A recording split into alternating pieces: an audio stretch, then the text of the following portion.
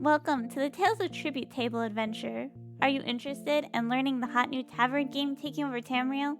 I can certainly help you with that. I warn you though, my teaching methods are unique. We'll be going over each deck one at a time, and I'll introduce new rules and strategies in each part. That way, there's no need to remember every single rule right away. Still interested? Let's get started then. The first thing you need to do is to complete the in-game tutorial, which will unlock the decks for you to play. Here is a map for my fellow directionally challenged players. Right behind the fountain is the game hall. Go inside and continue the quest until you talk to Bragus again. He will take you through a tutorial game, and if you're anything like me, you are not going to remember a single thing he tells you. But do not worry, I am here to help. The next step in the quest is to play against an NPC by going upstairs. You can pick any competitor you'd like and begin the match.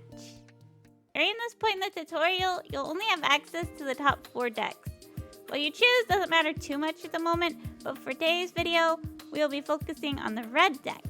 Since our opponent has already picked it, we will take Hlaalu and Burbs. Here is our opening hand. Our deck is mostly made of cards worth 1 gold apiece, though we do get extra gold for going second. Once we cash them in, we'll have money to buy more cards in the tavern. This last card in our hand has a different effect though, and will give us 1 power instead. The power that you have at the end of your turn will turn into prestige, which are basically points on the scoreboard.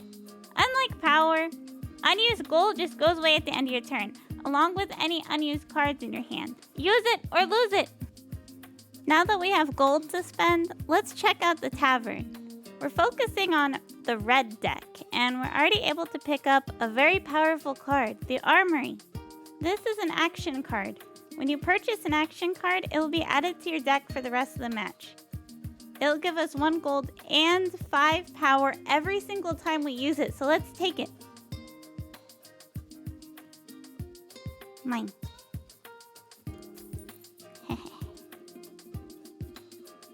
And with that, we end our turn. Boop. On turn 2, I have enough gold to pick up the other red card in the tavern. The Portcullis. This is another red action card and will give you a guaranteed 2 power every time you play it. We still have 3 gold left, and while it might be tempting to grab one of the other cards in the tavern right now, instead, we're going to stay strong with our red-focused plan, and instead, click on the glowing treasure chest coin on the right side of the screen. This is the treasury, and once per turn for 2 gold, you can trade one of your cards for another card called the Writ of Coin. This is an action card, which is worth 2 coins every time you use it. This is a great way to get rid of those colorless 1 gold cards in your deck, and will allow you to more reliably get a good amount of gold each turn as the game progresses. We've gone through our entire deck now, which means everything in our cooldown pile, including the new cards that we bought, are finally in play for us to possibly draw. And right away, we have an amazing hand. Because we've shown restraint about picking up cards that we don't want from the tavern, we have a monster deck forming with some heavy-hitting cards. Just playing those 2 red cards net us 7 power. Those will all turn into prestige once our turn ends, and will put us in a dominating lead. This is a new type of card for us to interact with called a contract action. Unlike regular action cards, contract actions are one-time use and will not be added to your deck. When you buy it, you get to draw another card, but you also get a new card in the tavern. Lucky for us, it's a red card, so we cash in our Writ of Coin and pick up Archer's Volley. It's an action card that grants us 3 power with every use. It'll be a great addition to our collection. Once again, we've picked up all the cards from our deck, so all the cards from our cooldown now get shuffled and become our new draw pile. We get our 2 big heavy hitter cards in our hand, which will launch us into a very comfortable lead. Notice on turns where I cannot buy any cards I want from the tavern, or I have extra coin to spare, I'm using that opportunity to buy Writs of Coin cards from the treasury. You can also see during our opponent's turn that they're doing a whole lot of actions, but are unable to gain any power to raise their prestige. Speaking of prestige, I mentioned earlier that collecting them is like putting points on a scoreboard. But how many do you need to win? 40 points is a short answer, and with the cards we've collected, we will be able to reach that very easily. The long answer is that once a player reaches 40 points, their opponent will get one more turn to catch up. If they can earn more prestige than you within that turn, the game will continue until either one of you cannot overthrow the other, or whoever reaches 80 prestige first. There is one more win condition, but that'll be featured in the Yellow Hlaalu Deck video. This is unfortunately a really bad hand, so I just take a rid of coin from the treasury and pass with the hopes that I can pick up a very good card from the tavern next turn, Rally. It's a powerful action card that will give us a guaranteed 6 power every time we play it. And as long as our opponent doesn't touch it, and thankfully they don't, we will have enough gold to buy it, thanks to those writs of coins we've been investing in.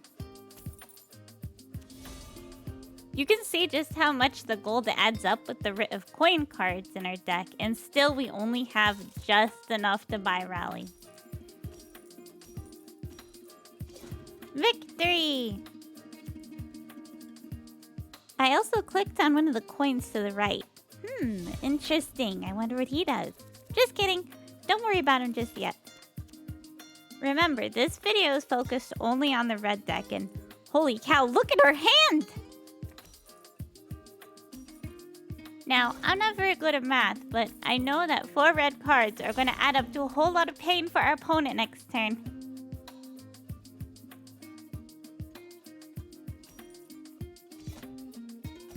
We still have 5 gold left. Remember those contract action cards we talked about earlier? There's another one in the tavern, which will give us 2 more power to add to our hoard. We end our turn, and that will put our prestige up to 39!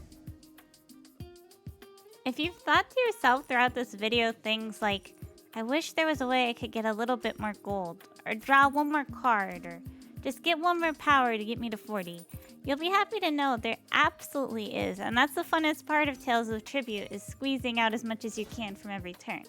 Still, I hope you can see from this match that even if you don't know any of those strategies, knowing some of the fundamentals will get you far, especially playing with NPC opponents. Our hand is pretty bad this turn, but it doesn't matter. We'll still get pushed over 40. Our opponent is going to do a whole lot of nothing. And then, dun dun dun dun, victory! Thank you so much for watching up until the end. This is the first time I've done a gameplay video like this, so please let me know if this helped in the comments. I'm also working hard to post on YouTube more regularly, so if you're not following yet, please take a moment to do so if you enjoyed the video. Next time, we will go over the Yellow Hlaalu deck and learn how to make a whole lot of money, along with what those glowy coins on the right do. See you then!